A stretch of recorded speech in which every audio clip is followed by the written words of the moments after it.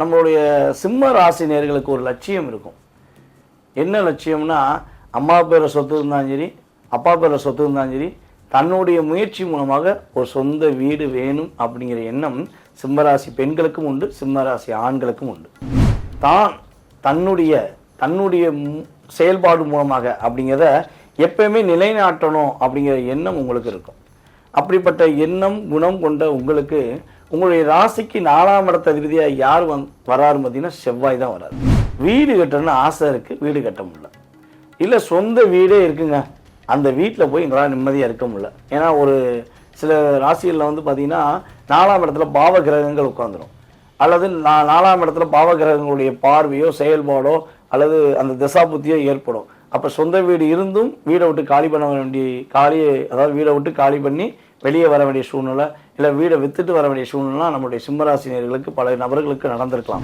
சிம்மராசி அன்பர்களுக்கு ஒவ்வொரு அஸ்த நட்சத்திரம் வரும் நாள்கள் அப்படிலாம் உங்களுடைய வீட்டில் அருகில் இருக்கக்கூடிய சூரிய பகவானுக்கு, உங்களுடைய வீட்டின் அருகில் இருக்கக்கூடிய சிவன் கோயிலில் உள்ள சூரிய பகவானுக்கு அது அஸ்த நட்சத்திரம் வரும் நாளில் நீங்கள் வஸ்திரம் தானம் கொடுத்து அவருக்கு தேங்காய் பழம்லாம் உடைச்சு மனசார வழிபாடு செய்யணும்.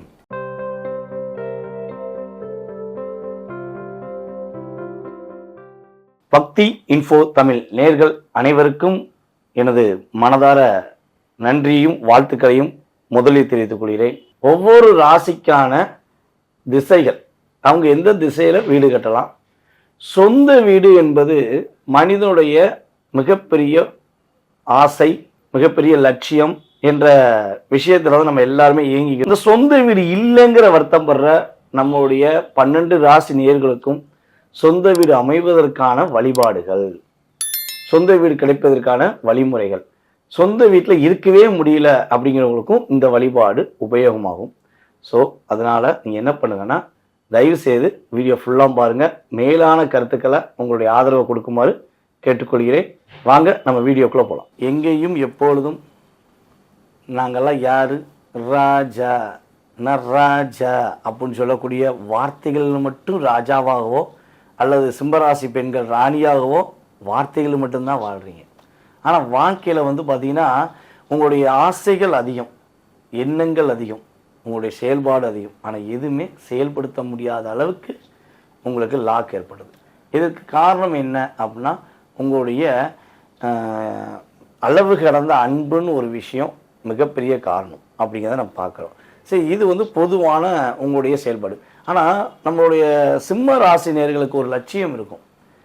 என்ன லட்சியம்னா, அம்மா பேரில் சொத்து இருந்தாலும் சரி, அப்பா பேரில் சொத்து இருந்தாலும் சரி, தன்னுடைய முயற்சி மூலமாக ஒரு சொந்த வீடு வேணும் அப்படிங்கிற எண்ணம் சிம்மராசி பெண்களுக்கும் உண்டு, சிம்மராசி ஆண்களுக்கும் உண்டு. தான் தன்னுடைய செயல்பாடு மூலமாக அப்படிங்கிறத எப்பயுமே நிலைநாட்டணும் அப்படிங்கிற எண்ணம் உங்களுக்கு இருக்கும். அப்படிப்பட்ட எண்ணம் குணம் கொண்ட உங்களுக்கு உங்களுடைய ராசிக்கு 4ஆம் இடத்த அதிபதியாக யார் வராரு பார்த்தீங்கன்னா செவ்வாய் தான் வராரு. உங்களுடைய ராசிக்கு 4ஆம் இடத்த அதிபதி யார்? செவ்வாய் பகவான். அப்போ உங்களுடைய ராசியின் அதிபதியும் உங்களுடைய 4ஆம் இடத்த அதிபதியும் இணைவு பெற்றிருந்தால், 6, 8, 12 மறைவு இல்லாமல் இருந்தால் சொந்த இடம் நம்முடைய சிம்மராசினியர்களுக்கு உறுதியாக உண்டு. கட்டாயமாக வாங்கிடுவீங்க அல்லது வாங்கியிருப்பீங்க அப்படின்னு சொல்ல முடியும்.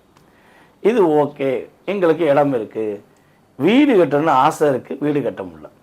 இல்லை சொந்த வீடே இருக்குங்க, அந்த வீட்டில் போய் எங்களால் நிம்மதியாக இருக்க முடியல. ஏன்னா ஒரு சில ராசிகளில் வந்து பார்த்திங்கன்னா 4ஆம் இடத்துல பாவ கிரகங்கள் உட்காந்துரும், அல்லது 4ஆம் இடத்துல பாவ கிரகங்களுடைய பார்வையோ செயல்பாடோ அல்லது அந்த திசாபுத்தியோ ஏற்படும். அப்போ சொந்த வீடு இருந்தும் வீடை விட்டு காலி பண்ண அதாவது வீடை விட்டு காலி பண்ணி வெளியே வர வேண்டிய சூழ்நிலை, இல்லை வீடை வித்துட்டு வர வேண்டிய சூழ்நிலை நம்மளுடைய சிம்மராசினியர்களுக்கு பல நபர்களுக்கு நடந்திருக்கலாம். அப்போ அதே சொந்த வீட்டில் மறுபடியும் போகணும், இல்லை புதுசாக ஒரு சொந்த வீடு கட்டணும் அப்படின்னா நீங்கள் என்ன வழிபாடை செய்யணும் அப்படிங்கிறத தெளிவாக எடுத்துகிட்டு வந்திருக்கேன். இந்த வழிபாடை நீங்கள் என்ன பண்ணணும்னா ஒரு டைரியில் எழுதி வச்சுக்கோங்க. டைரியில் எழுதி வச்சு நான் சொல்கிற நட்சத்திரம் வரும் நாளில் கரெக்டாக பர்ஃபெக்டாக ஸ்டார்ட் பண்ணுங்கள்.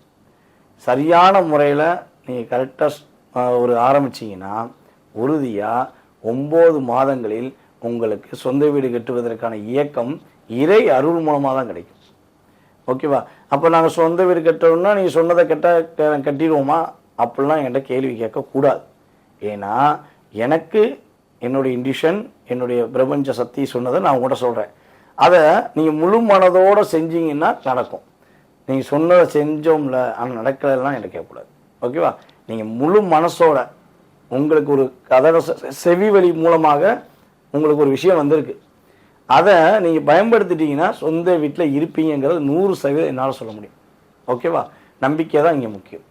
நம்ம வழிபாடு தானே சரி சொல்கிறோம்.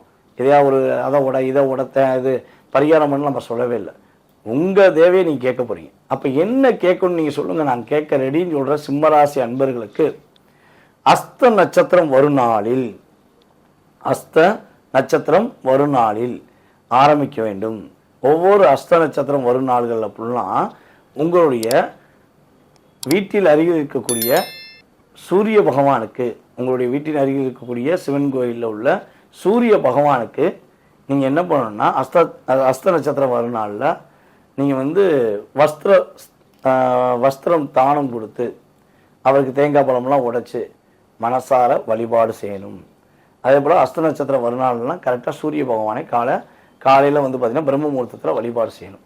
முடிஞ்சால் ஆரம்பத்தில் முதல் தடவையாக ஆரம்பிக்கும் பொழுது அஸ்த நட்சத்திரம் வரும் நாளில் சூரியனார் கோவிலில் போய் கும்பிட்டுட்டு வர்றது ரொம்ப ரொம்ப சூப்பர், ரொம்ப ரொம்ப அற்புதம். முடிஞ்சால் 9 மாதங்களுமே கும்பிட்றது அப்படியே பர்ஃபெக்டாக கிடைக்கும். முடியாத கஷ்டப்படுற பொருளாதார விஷயங்களில் நாங்கள் மாதம் எங்களாக போக முடியாதுங்க, ஏன்னா ரொம்ப லாங் எங்களுக்கு அப்படின்னு நினைக்கிற நம்முடைய நேயர்களுக்கு அருகில் இருக்கும் சிவன் கோயிலில் மிக முக்கியமான திருத்தலங்கள் எங்கே இருக்குன்னு பார்த்து நீங்கள் என்ன பண்ணுங்கள், அங்கே போய் மனசார கும்பிட்டீங்கன்னா சொந்த வீடு என்பது உங்களுக்கு 9 மாதத்துக்குள் மாற்றத்தை கொடுத்து மகிழ்ச்சியை கொடுத்து சொந்த வீட்டில் நீங்கள் இருந்துட்டீங்க என்று சொல்லக்கூடிய அளவுக்கு சூரிய பகவானுடைய முழு ஆதிக்கம் மூலமாக நீங்கள் பெறுவீர்கள் என்பது நிதர்சனமான உண்மை. இவ்வளோ நேரம் நான் பேசின விஷயங்களை மிக பொறுமையாக நீங்கள் கவனிச்சிருப்பீங்கன்னு நான் நம்புகிறேன். கவனித்தது மட்டும் போதாது, நம்பிக்கையோடு நீங்கள் வழிபாடு செய்ய வேண்டும். இங்கே நம்பிக்கை தாங்க முக்கியம். ஏன்னா கடவுள் இறங்கி சொல்ல போகிற கிடையாது.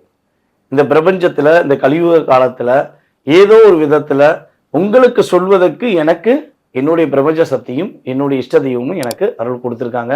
ஸோ நான் எனக்கு அறிந்த என்னுடைய வாடிக்கையாளருக்கு நான் என்ன விஷயங்கள்லாம் சொல்லி அவங்களுக்கு சக்ஸஸ் ஆகுதோ அந்த விஷயங்களை தான் நான் யூடியூப்பில் சொல்கிறேன் தவிர பொதுவாக சொல்கிறேன் அப்படிலாம் நம்ம சொல்கிறது கிடையாது. இதெல்லாம் ஒவ்வொருவருடைய உயிர் மூச்சு தான் வீடு.